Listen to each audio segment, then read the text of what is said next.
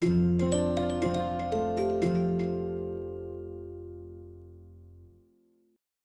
20th-century figures inspire as much devotion and condemnation as Ernesto Che Guevara, 1928–1967. For some, he is the romantic symbol of anti-imperialism, whose image still adorns banners and T-shirts worldwide. For others, he is remembered as a ruthless revolutionary who oversaw summary executions and contributed to repressive policies in Cuba. This video provides a comprehensive account of his life and legacy, exploring his revolutionary activities, intellectual contributions, and the controversial questions surrounding whether he was a murderer and whether he hated gay people. Ernesto Guevara de la Serna was born in Rosario, Argentina, in 1928, to a middle-class family of mixed Spanish and Irish descent. Stricken by severe asthma from childhood, Guevara nevertheless cultivated resilience and discipline. He studied medicine at the University of Buenos Aires, but it was his travels across Latin America that radicalized him. His motorcycle diaries recounts encounters with poverty, disease, and exploitation, shaping his conviction that capitalism and imperialism were responsible for the misery of the poor. In Guatemala, 1953–54, Guevara witnessed the overthrow of President Jacobo Arbenz by a US-backed coup. This event deepened his anti-imperialist stance and confirmed his belief that armed revolution, not reform, was the only viable path to social justice. In 1955, Guevara met Fidel and Raúl Castro in Mexico and joined their 26th of July movement. When Castro's guerrillas landed in Cuba aboard the Granma yacht in 1956, Guevara was among them. He distinguished himself as a disciplined fighter and eventually rose to the rank of comandante. His leadership in the decisive Battle of Santa Clara in December 1958 helped topple Fulgencio Batista's dictatorship. After the revolution's triumph in 1959, Guevara assumed key roles: commander of La Habana Fortress, president of the National Bank of Cuba, and later Minister of Industry. He also represented Cuba internationally, delivering speeches at the United Nations and advocating solidarity with anti-colonial struggles in Africa, Asia, and Latin America. Guevara's time at La Habana Fortress in 1959 remains one of the most contentious aspects of his career. Revolutionary tribunals were established to try Batista officials accused of torture, murder, and corruption. Guevara acknowledged that executions were carried out under his command. To send men to the firing squad, judicial proof is unnecessary. These procedures are an archaic bourgeois detail. Historians estimate that several hundred people were executed across Cuba in 1959, with between 150 and 200 at La Habana. Critics argue these were summary killings and brand Guevara a murderer. Supporters, however, contend that many of those executed had committed atrocities under Batista, and the tribunals represented revolutionary justice in a transitional context.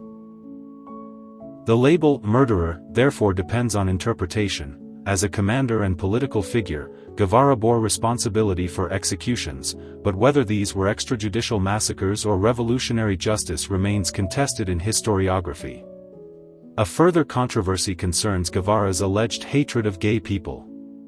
The Cuban government in the 1960s adopted discriminatory policies toward homosexuals, culminating in the establishment of UMAP, Unidades Militares de Ayuda a la Producción, labor camps, 1965–68, where homosexuals, Jehovah's Witnesses, and other undesirable groups were interned. Che himself left Cuba in 1965, shortly before the UMAP camps expanded, but his writings and remarks reveal a machista worldview. He frequently used derogatory terms for homosexuals in his diaries and speeches, associating them with weakness and counter-revolutionary behavior. While there is no direct evidence he designed the UMAP system, Guevara contributed to the political culture that stigmatized homosexuality and enforced rigid standards of masculinity. Thus, while it is inaccurate to say Guevara single-handedly orchestrated Cuba's persecution of homosexuals, it is fair to say he was no ally of sexual minorities and reinforced prejudices that allowed such repression. In 1965, disillusioned with Cuba's turn toward Soviet orthodoxy, Guevara left to promote revolution abroad. He fought briefly in the Congo, attempting to assist anti-colonial rebels, but the campaign collapsed due to poor coordination and lack of discipline among local fighters. In 1966, Guevara clandestinely entered Bolivia, hoping to ignite continental revolution. Lacking local support and facing determined Bolivian and CIA-backed forces, his guerrilla group was decimated. Guevara was captured on October 8, 1967, and executed the next day in La Higuera. His death transformed him into a martyr for the global left. Beyond guerrilla warfare, Guevara was a prolific writer. His Guerrilla Warfare, 1961, codified insurgent tactics, influencing revolutionary movements worldwide. In essays like Socialism and Man in Cuba, 1965, he argued for creating a new man motivated by moral incentives rather than material rewards. These ideas reflected both his utopian idealism and his intolerance for dissent or weakness within the revolution. Che Guevara's legacy is paradoxical. On one hand, he symbolizes anti-imperialist resistance and self-sacrifice for oppressed peoples. His iconic portrait by Alberto Korda became one of the most reproduced images of the 20th century. On the other hand, his record of violence, authoritarian tendencies, and disdain for liberal freedoms make him deeply controversial.